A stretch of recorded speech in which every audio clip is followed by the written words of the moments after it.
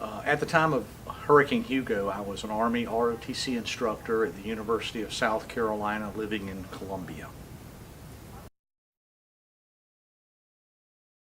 Prior to the storm, as they began to send students home and shut down the school, I probably thought it was much ado about nothing. I thought that we're in Columbia, we'll get a little bit of wind, a little bit of rain. It's not going to be a very big deal. That night, when the third tree in my yard blew down, I became a believer and really understood the threat that hurricanes pose to the inland areas as well as the coast.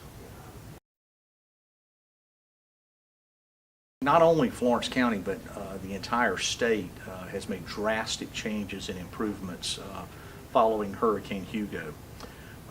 Just as following 9/11, you saw a lot of changes, and that was really a watershed event.